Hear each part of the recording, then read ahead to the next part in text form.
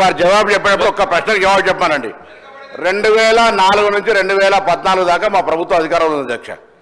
2000 దానికన్నా తెలుగుదేశం కూడా ఒప్పుకోవట్లేదు, వివేకానంద ఒప్పుకోవట్టుకోయే. 2004 నుంచి 14 దాకా నేను చెప్తాను. దాని తర్వాత అధ్యక్ష ఆనాడు మా ప్రభుత్వం గ్రీన్ ఛానల్ ద్వారా మెచ్చార్జీల చెల్లింపు కావచ్చు, మిగతా పనులన్నీ చేసినాం. 2014 నుంచి 7 సంవత్సరాల బకాయి పడితే అధ్యక్ష మన దసరా చెరువులకు గురుకులాలు తాళాలు వేస్తే కూడా గట్టిగా చెప్పి ముద్రకిచ్చో భయపెట్టో కిరాయిలు ఇచ్చి మేము నడుపుతా ఉన్నాం. ఇవాళ మీరు అడుగుతా ఉన్నా, ఆడవాళ్ళు టీఆర్ఎస్ రాజధాని భవనం ఉన్నదంటే ఆవిడ స్కూల్ శాంక్షన్ చేసి కిరాయి కొరకు భవనాలు పెట్టిన ప్రతి ఎక్కడ మీరు సొంత భవనాలు ఏ కట్టారు? ఇలా మేము 216 స్కూల్స్కు ఇంటిగ్రేటెడ్ పాఠశాల పేరు కడుతున్నాం అధ్యక్ష. మీరు చెప్తా ఉన్నారు ఇలా ఎన్నికలకు సంబంధించి అధ్యక్ష సాక్షాత్తు వాళ్ళ హరీష్ రావు గారు కాన్స్టిట్యూన్సీ సిద్దిపేటకు సంబంధించినటువంటి ఇవన్నీ కాదా?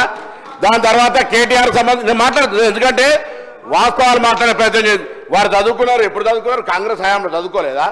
గ్రామీణ ప్రాంతం నుంచి వచ్చి కరీంనగర్ చదువుకునే అవకాశాన్ని ఎక్కడికే వచ్చింది ప్రభుత్వ అధ్యక్ష. ప్రైవేటు పాఠశాలలు మాలే, గవర్నమెంట్ పాఠశాలలు చదవలే. మీరు ఎలా ఈ పరిస్థితి నుంచి మాట్లాడితే బీసీల గురించి మాట్లాడతారు. బీసీ శాఖ మంత్రిగా బీసీలకు సంబంధించి ఏం జరిగింది ఏందో చర్చ చేయదలుచుకుంటే బరాబరు చేస్తాం. ఎస్సీ ఎస్టీ బీసీ మైనార్టీలకు సంబంధించి తప్పకుండా కాంగ్రెస్ ప్రభుత్వం స్వతంత్రం వచ్చినప్పటి నుంచి ఏడు వరకు అసలు గురుకుల కాన్సెప్ట్ ప్రారంభించింది పివి నరసింహరావు గారు. గురుకులాల కాన్సెప్ట్ తెచ్చి ఇవాళ ఈ రాష్ట్రంలో ఉన్నటువంటి తెలంగాణ పబ్లిక్ సర్వీస్ కమిషన్ చైర్మన్లు పాత ఆయన కావచ్చు, ఇప్పుడు ఉన్నటువంటి ఆ మహేందర్ రెడ్డి గారు కావచ్చు, బుర్ర వెంకటేశ్వర గారు కావచ్చు, ఇవాళ మన ఆర్థిక శాఖకు సంబంధించి వచ్చినటువంటి ఒక ప్రొడక్ట్ రామకృష్ణారావు గారు. అందరం గవర్నమెంట్ పాఠశాల అధ్యక్ష. మీకు ఏం తెలుస్తుంది? కడుపు వాళ్ళ గవర్నమెంట్ స్కూల్లో చదవలే. మీరు బీసీ ఎస్సీ ఎస్టీ హాస్టల్కి సంబంధించి చదవలే. మంత్రి ఎవరున్నారు హాస్టల్కి సంబంధించి ఇప్పుడు అవట ఎవరిస్ట్ నుంచి దాఖలాలు అవటమట. ఈ పేపర్ కటింగ్స్ మీకు పంపిస్తే అధ్యక్ష ఒక్కొక్కటి చెప్పదలుచుకుంటే గంట సేపు చెప్పగలుగుతాం.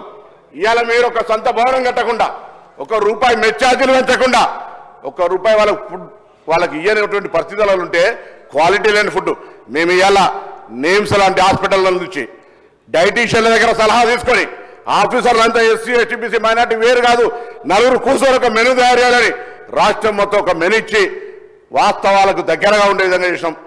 గుడ్డ ₹5 ఉంటే ₹3 మీరు టెండర్ ఇస్తారు. ఓ పద్ధతి లేదు, సప్లై పెట్టిందో తెలియదు. ఇవాళ మీరు బట్ట కాల్చి మీద వారేసి విద్యార్థుల పేరు రాజకీయం చేస్తారు.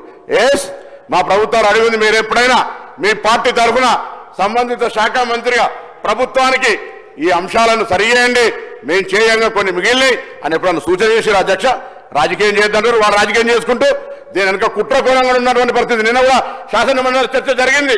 కొంతమంది గతంలో తిష్ట వేసుకొని కూర్చున్నటువంటి వాళ్ళు ఇలా సంస్థకు చెడ్డ పేరు చేయడం ద్వారా ప్రభుత్వానికి చెడ్డ పేరు తెచ్చేటువంటి కుట్ర జరుగుతోంది అనేటువంటి అంశాన్ని కూడా మీ ద్వారా సభ దృష్టికి తీసుకొస్తున్నాం. ఏం మాట్లాడుతూ ఉన్నారు? రాజకీయం కాదనుకుంటేనే అసలు ఏం చదువుకునే అవకాశమే లేదు. గతంలో చదువుకు సంబంధించిన ఇన్ఫ్రాస్ట్రక్చర్ క్రియేషన్, చదువుకు సంబంధించినటువంటి విద్యా హక్కు చట్టం అనేక రకాలుగా ఈరోజు మేము దేశంలో 100 మంది సీఓలు ఉన్నారంటే ఆనాటి నెహ్రూ గారి ఆలోచనకు అనుగుణంగా ఇన్ని విద్యాలయాలు ఏర్పాటు చేస్తే మీరు ఏం చేశారు చెప్పండి? ఊరికైనా మాటలు ఒక వైస్ ఛాన్సలర్ వేరే ఒక టీచర్ రిక్రూట్మెంట్ చేయలేకపోయారు. పెద్ద పెద్ద మాటలు మాట్లాడుతూ ఉన్నారు. ఇది పరిస్థితి. దయచేసి వాస్తవాలను మాట్లాడమని, సద్విమర్శ చేయమనండి, ప్రభుత్వం సలహా చెప్పమని తీసుకుంటాం. కానీ రాజకీయంగా మాట్లాడితే ఎవరు చూస్తూ ఊరుకోమనే మాట మనం చేస్తాం.